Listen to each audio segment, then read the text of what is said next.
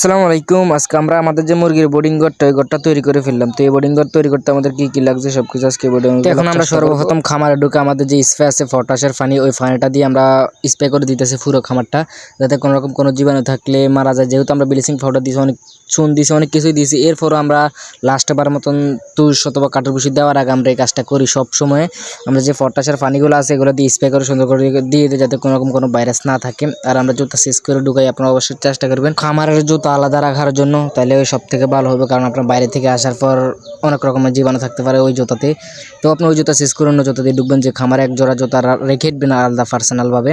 তো এখন আমরা যে কাঠের ভুসি নিচে দিয়ে দিতেছি, আমাদের যেহেতু এটা নিচে সিমেন্ট, যেহেতু আমাদের বিল্ডিংয়ের রুমের ভিতরে আমরা পালন করতেছি, তো এই যেহেতু সিমেন্ট আমরা পালন করতেছি না, যেহেতু এখন ঠান্ডার একটু ঠান্ডা ঠান্ডা ভাব আছে, তো আমরা কাগজ দিয়ে এর উপরে মূলত আমরা দিয়ে দিতেছি আমাদের যে কাঠের গুঁড়িগুলো আছে এই গুঁড়িগুলো। এখন যে কাঠের গুঁড়িগুলো দিতেছি এই গুঁড়িগুলো দেওয়ার পরে মূলত আমরা যখন বোর্ডিং বোর্ডটা সাইডে দিয়ে ফেলেন শিটগুলো দিব, এর ভিতরে আমরা পটাশ দিয়ে দেবো। কারণ কাঠের গুঁড়ি তো অনেক রকম অনেক জীবাণু থাকতে পারে।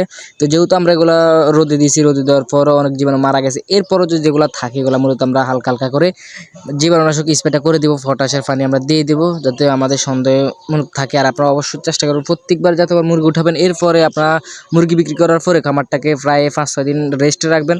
রাখার পরে চুন যত জীবাণুনাশক স্প্রে আছে সব কিছু মারবেন, পরিষ্কার করবেন সুন্দর করে। এর পরে আপনাদের আর কোনো রকম কোনো সমস্যা হবে না। অনেকেই দেখা যায় এটা করে না, পরবর্তীতে দেখা যায় এখান থেকে ভাইরাস নতুন মুরগিতে লাগে, অনেক সমস্যা হয়। এখন আমরা সাইডে দিয়ে ফেলেন শিটগুলো দিয়ে দিতেছি। এখানে প্রায় আমরা 200 মুরগি বোর্ডিং করব, যেহেতু দিনে প্রচুর পরিমাণে একটু গরম পড়ে আর কি। এখন দিন আমাদের এদিকে অনেক পরিমাণ গরম পড়ে, তা আমরা একটু খোলামেলা দিতেছি।